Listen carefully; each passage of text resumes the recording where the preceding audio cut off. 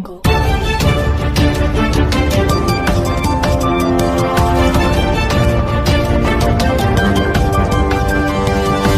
स्वागत है आपका अपने न्यूज चैनल में। आप देख रहे हैं नॉर्थ न्यूज हरियाणा। मैं हूं आपके साथ कर्णवाल। इस वक्त हम प्रसिद्ध व्यापारी नेता व बीजेपी के प्रदेश प्रवक्ता व्यापार प्रकोष्ठ राजेंद्र गुप्ता जी के यहाँ। जैसे कि विगत है, कल पूर्व राष्ट्रपति राम कोविंद ने भारत की राष्ट्रपति द्रौपदी मुर्मू को एक रिपोर्ट पेश की है। इस रिपोर्ट में यह कहा गया है कि जो 2029 का चुनाव है वन नेशन वन इलेक्शन के तहत हो। तो इसी चर्चा के तहत हम तो वन नेशन और वन इलेक्शन कैसा रहेगा?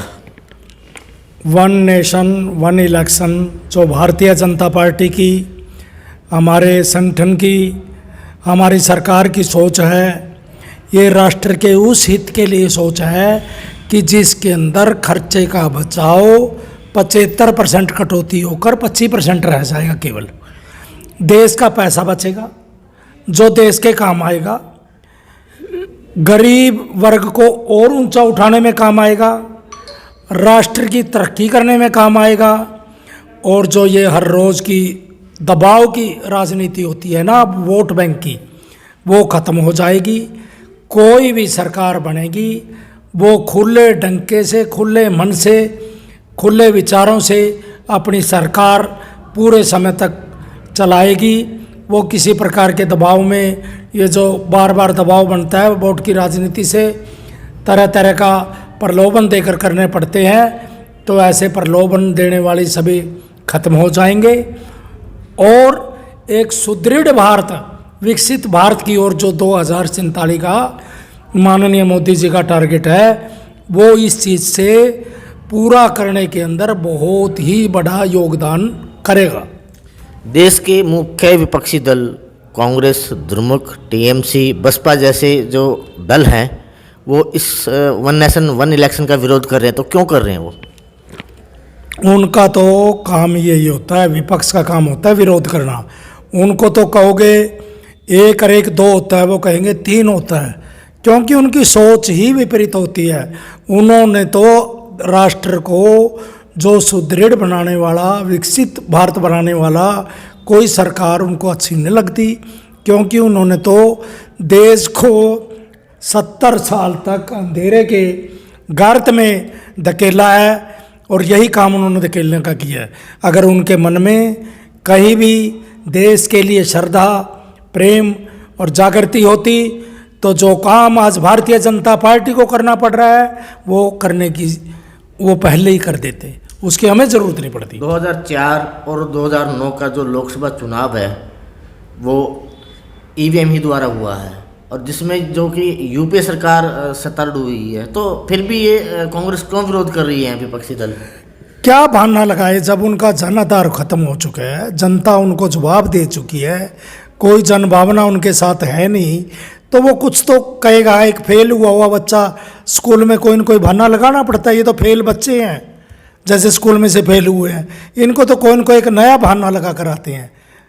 तो इनका काम ही यही है। सारा देश जानता है अगर ईवीएम में खराबी होती तो तेलंगाना में इनकी सरकार कहाँ से बनती, पंजाब में आपकी सरकार कहाँ से बनती, हिमाचल में कांग्रेस की सरकार कहाँ से बनती, कर्नाटक में कांग्रेस की सरकार कहाँ से बनती। शर्म आनी चाहिए इनको ऐसी बात कहते हुए। फिर वो ईवीएम वहाँ पे कैसे ठीक काम कर रही थी और अन्य जगह पे वो गलत काम करती है। ये अपने बहानेबाजी छोड़ दें और जनता का भला अगर ये पहला करते तो इनके साथ ये ना होता। 70 साल इन्होंने लोगों को डुबोया है, उनके ऊपर अत्याचार किया है, तभी आज इनके ये दिन आने देखने पड़ रहे हैं। अगर अब भी ये ऐसा ही काम करेंगे, इनका जन आधार, इनका नामो निशान मिट जाएगा। ये मैं बात दावे से कहता हूँ। देखिए, वन नेशनल वन इलेक्शन का मुद्दा ये भारत का मुद्दा है और स्टेट का मुद्दा है। तो हम चाहते हैं कि जैसे इलेक्शन पहले होते थे ऐसे ही पे इलेक्शन करवाए जाए और स्टेट के जो टर्म है उसके अकॉर्डिंग करवाया जाए। जिसका टर्म पूरा उसका है वहीं इलेक्शन कराया जाए, ना कि वे पहले इलेक्शन कराए। ना ही तो इतना अमली जामा है, ना ही ईवीएम है, और ऐसी पॉसिबिलिटी नहीं है कि सरकार वन नेशनल और वन इलेक्शन साथ में करवा सके। तो ये पॉसिबिलिटी नामुमकिन है। जैसे कि कल पूर्व राष्ट्रपति श्री रामनाथ कोविंद जी ने महामहिम श्रीमती द्रौपदी मुर्मू जी को जो चुनाव के संबंधी रिपोर्ट पेश की है, उसमें सारा देश हमारा इस बात के लिए प्रशंसा करता है इस सरकार की, मोदी सरकार की, क्योंकि एक देश एक कानून और एक इलेक्शन चुनाव, इससे हमारे देश में बहुत प्रतिकूल प्रभाव पड़ेगा। हमारे देश की काफ़ी धन संपदा जो इलेक्शनों पे खर्च होती है, समय बर्बाद होता है, उसमें हमें बहुत ज़्यादा इसमें फ़ायदा मिलेगा। ये कानून बिल्कुल कानून सम्मत है और ऐसा ही होना चाहिए, क्योंकि हर एक देश में, बाहर यूरोपियन कंट्री में भी एक इलेक्शन की जो समय सीमा है एक ही समय पर होते हैं, चाहे विधानसभा के हो, चाहे लोकसभा के हो, चाहे नगर परिषदों के हो, किसी भी चीज़ के हो, इलेक्शन एक देश एक चुनाव, ये बहुत कानून सम्मत है। उनका काम ही विरोध करना है। उन्होंने सारी उम्र इस बात का विरोध किया है। जब भी कोई अच्छा कार्य होता है वो इस पर डंगा डालते हैं। ये बहुत अच्छी सोच है हमारे यशस्वी प्रधानमंत्री श्री नरेंद्र मोदी जी की, और वो बहुत अच्छा कार्य करने लग रहे हैं। इसके लिए हम उनकी सराहना करते हैं और प्रशंसनीय कदम है उनका, बहुत ही अच्छा कदम है। तो दौर है, जितने फैसले इस सरकार ने लिए हैं, जिसको लागू करने के लिए जिगरा चाहिए। पता नहीं वो फ़ायदा होता नुकसान होता, मगर वो लंबे टाइम पे लॉन्ग टर्म में फ़ायदेमंद है। जैसे भी नोटबंदी हुई, कोई भी हुआ, हर फैसले का विरोध हुआ ही है। अब सीए लागू कर रहे हैं, इसमें भी विरोध हो रहा है। अब ये एक देश एक कानून है, इससे बहुत पैसा बचेगा, बहुत समय बचेगा, जो लोगों का टाइम बचता है। जो लोग ड्यूटी लगती है, सरकारी ऑफिसर है, वो छुट्टियां ले के, मतलब सरकारी काम भी रुकता है। बार बार इलेक्शन होते हैं, बार बार ड्यूटी लगती है। अगर एक टाइम पे सारे इलेक्शन हो जाएंगे तो बहुत सारी चीज़ें, इसका प्रभाव बहुत प्रतिकूल होगा, बहुत अच्छा प्रभाव पड़ेगा और हर चीज़ की बचत होगी इसकी। ये जो मौजूदा सरकार है, जो केंद्र में शासन संभाले हुए है, ये इनकी ओर से जो टीम बनाई गई थी, जिसके अध्यक्ष पूर्व हमारे राष्ट्रपति रामनाथ कोविंद जी को बनाया गया, और उन्होंने जो रिपोर्ट दी है कि चुनाव एक साथ हो, हमारे लोकसभा का भी और राज्य की विधानसभाओं का भी, ये आम जनता को देखे अगर हम इस पर विचार करें, क्योंकि हर स्टेट की, हर राज्य की जो नीतियां हैं और वहाँ के लोग और वहाँ का जो राजनीतिक सामाजिक माहौल है या वहाँ की ज़रूरतें हैं, भौगोलिक स्थिति के अकॉर्डिंग भी, वो सब अलग अलग हैं। एक साथ चुनाव करवाना, सबके मुद्दे अलग होते हैं, और जब बड़े लेवल के जो केंद्र सरकार की तरफ से जो चीज़ें दी जाएंगी या केंद्र की जो पार्टियां हैं उनकी तरफ से जब केंद्र पर फोकस होगा, तो राज्य स्तर के जो मुद्दे हैं, जो लोगों की ज़रूरतें हैं, जिन पर फोकस होना चाहिए, वो गौण रह जाएंगे, उन पर कहीं विचार नहीं किया जाएगा।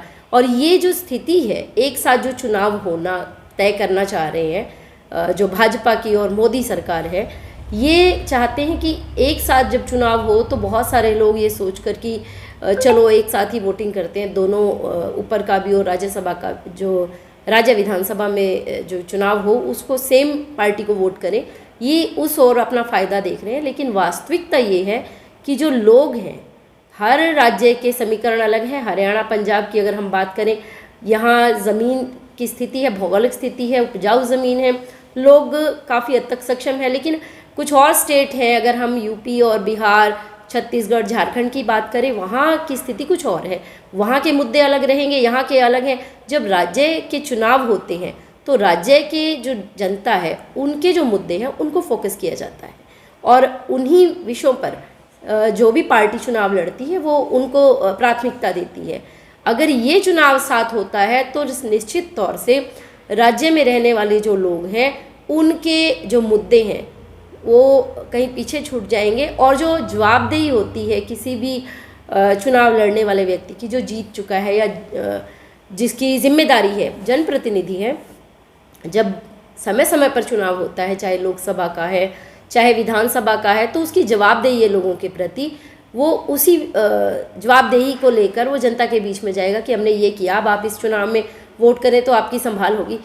अगर एक साथ हो गया तो वो 5 साल तक निश्चित तौर से निरंकुश होकर, किसी तरह का उस पर अंकुश नहीं लगाया जा सकता, वो अपनी मनमानी करेगा।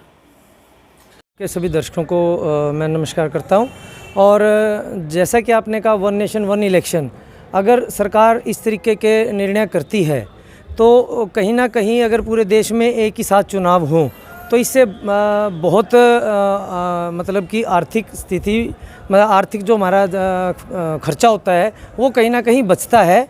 और अगर इस तरीके के निर्णय होते हैं तो कोई बुरी बात नहीं है, लेकिन कभी कभार कुछ ऐसा भी होता है जिन नुमाइंदों को हम चुनते हैं वो किसी भी अप्रिय घटना के कारण अगर वो एक्सपायर हो जाते हैं तो फिर उस सीट पे बाई इलेक्शन करवाना पड़ता है। तो ये तो पीछे से जैसा भी सरकार ने मतलब कि चलाया, पिछली सरकारों ने भी चलाया कि आगे पीछे इलेक्शन किए, कुछ ने अपने बेनिफिट्स देख के किए, ये अभी तक तो ऐसा चल रहा था। लेकिन गवर्नमेंट का ये जो निर्णय है मैं इसे ठीक मानता हूँ।